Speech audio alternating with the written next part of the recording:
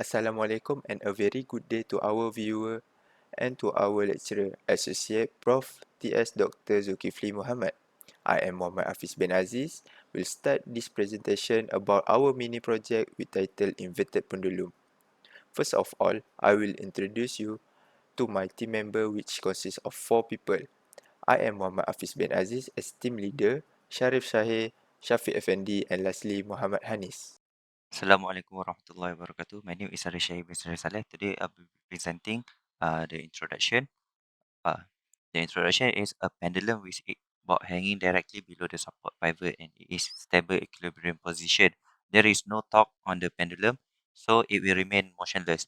And if it is displaced from this position, it will experience a restoring torque that will bring it back to the equilibrium position. An unstable equilibrium point is reached when the pendulum bob is inverted and maintained on a rigid rod exactly above the pivot, 180 degrees from its stable equilibrium position. The pendulum will fall over at this moment because there is no tension on it to drive it away from equilibrium. A feedback control system may be used to maintain a pendulum in this inverted state, which monitor the pendulum angles and shift the pivot point sideways when the pendulum starts to fall over.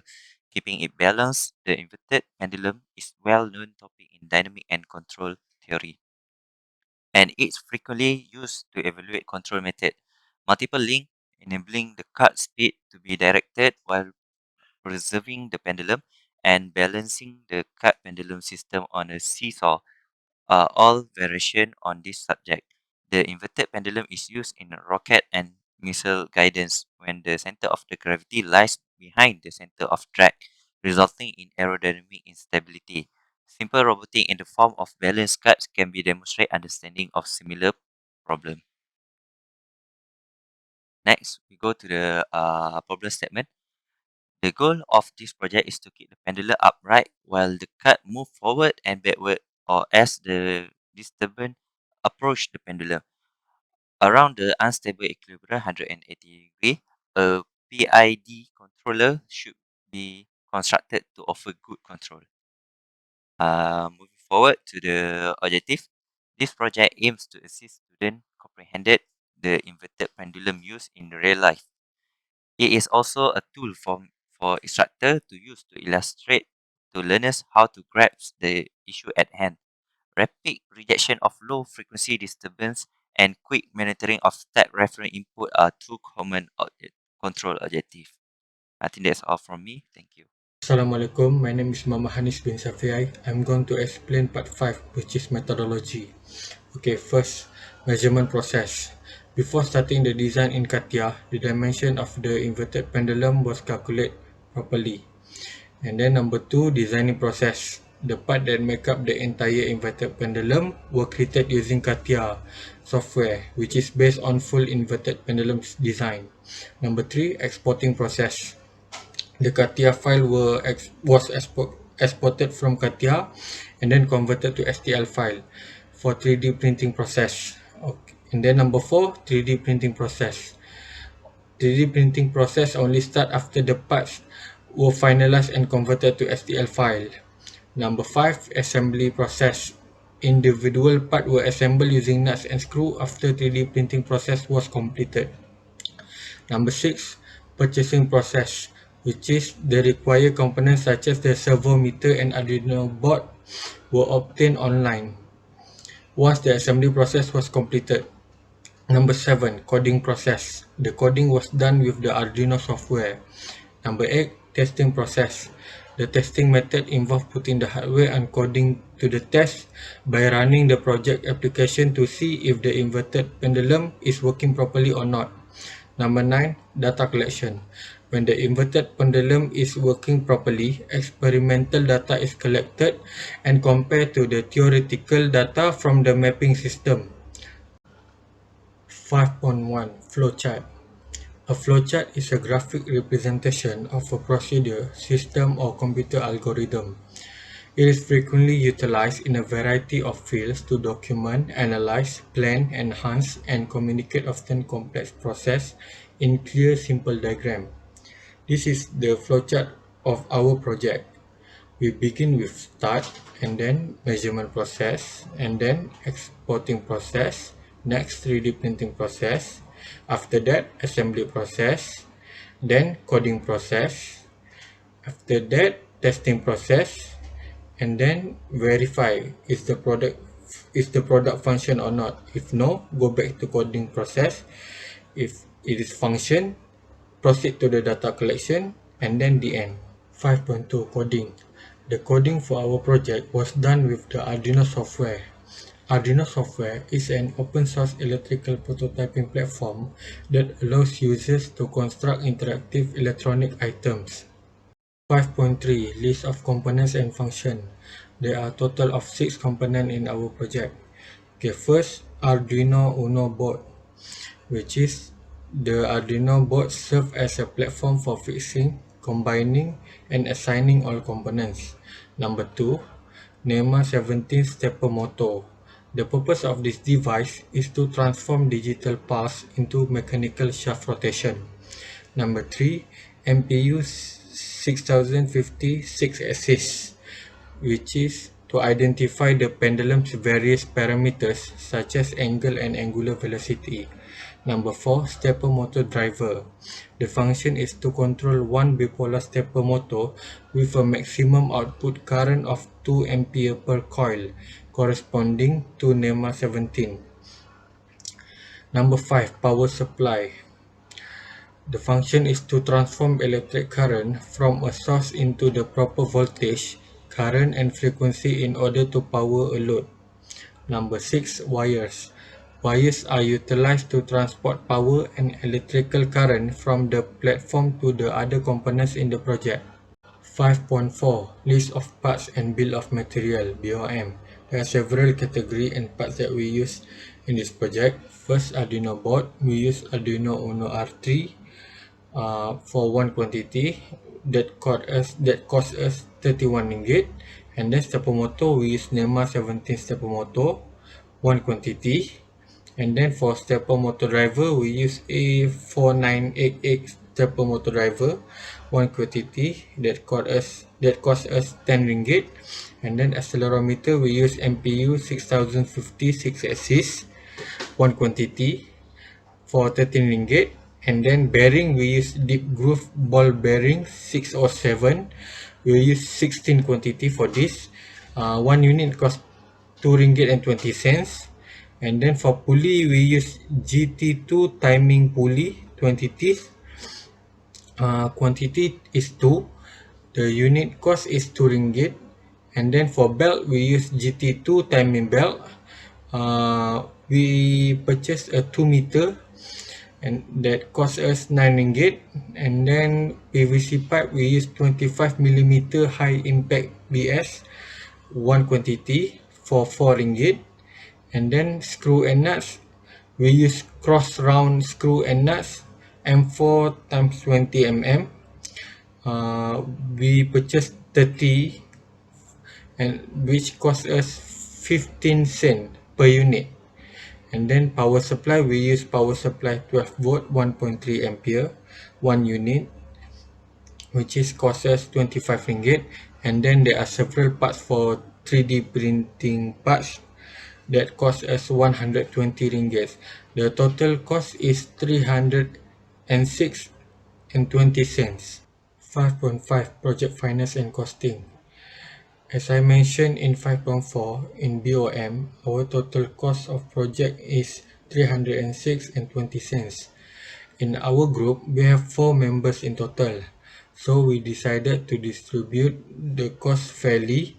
Therefore, the total cost, which is 306 and 20 cents, is divided by 4. So each person must pay 76 ringgit and 55 cents. 5.6 Project Planning. There are several activities during this semester. Okay, the first one is buy electronic components. Second, printing parts. Third, assembly part. Fourth, coding.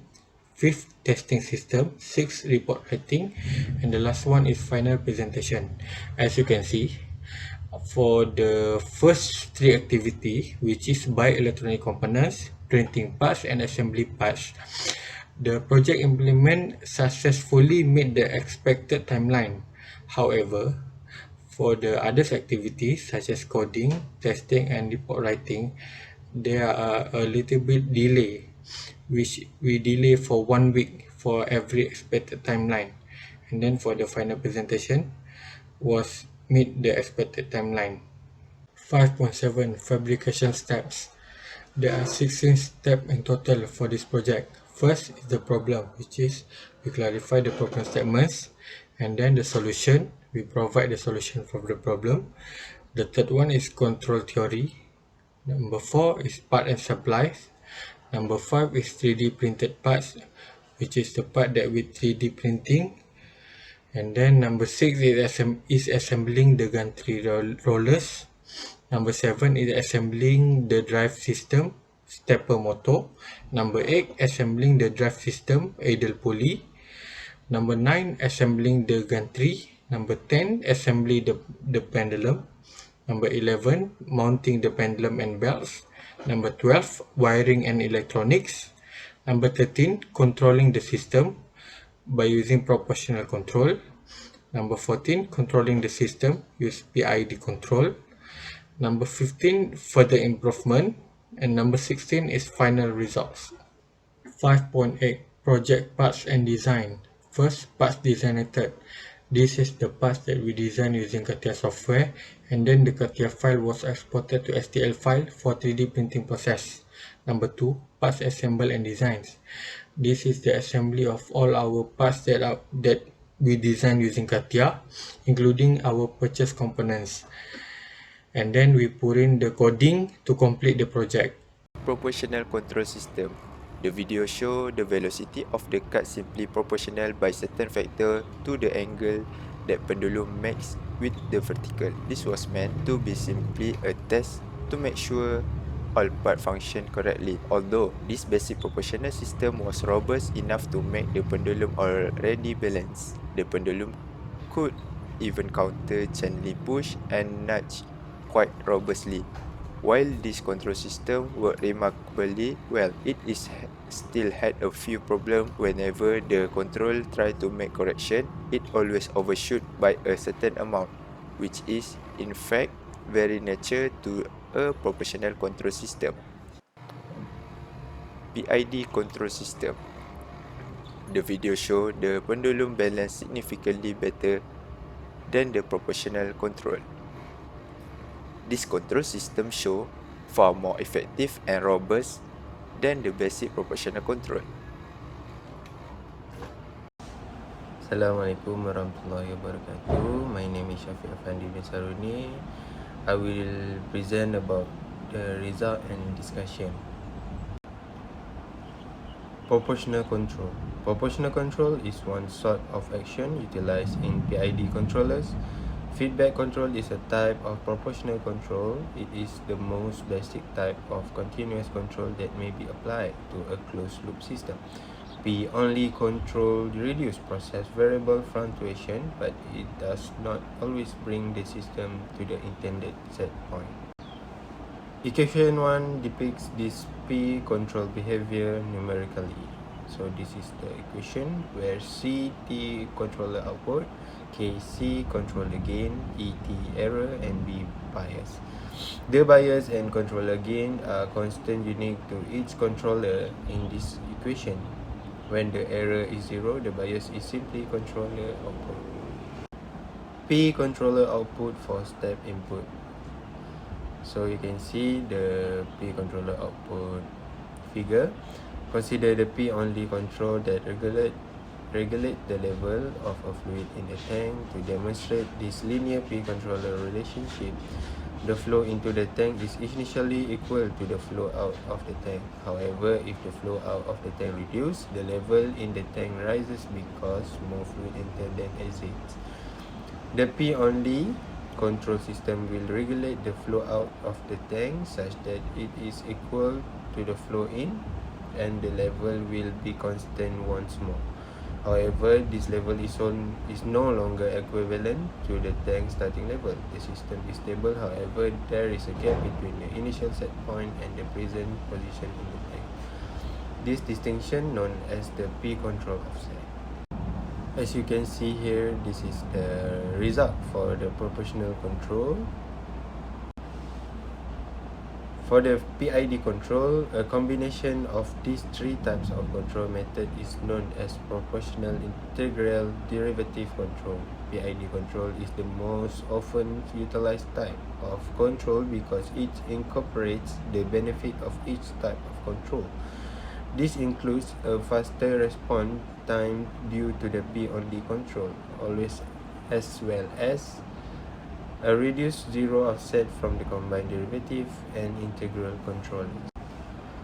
So this is the equation PID control behavior numerical, where CT controller output, KC controller gain, ET error, TI integral time, TD derivative time constant, and C initial value of controller. PID control, as illustrated in the above equation, is a combination of all three methods of control because the gain influence the I and D action in PID combination control. It is multiplied with the integral and derivative term as well as the proportional term in this equation. So this figure shown the PID controller output for the step input, and then this figure shown the PIDI control result.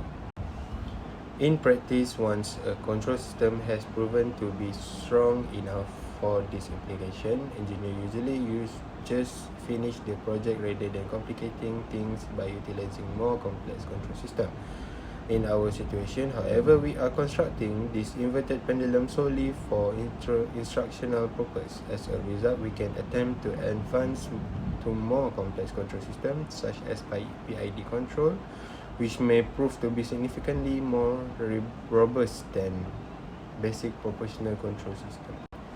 As a conclusion, finally, this project achieved its purpose of completely functioning in order to be utilized as an assistant kit for lecturers in order to demonstrate how an inverted pendulum system works.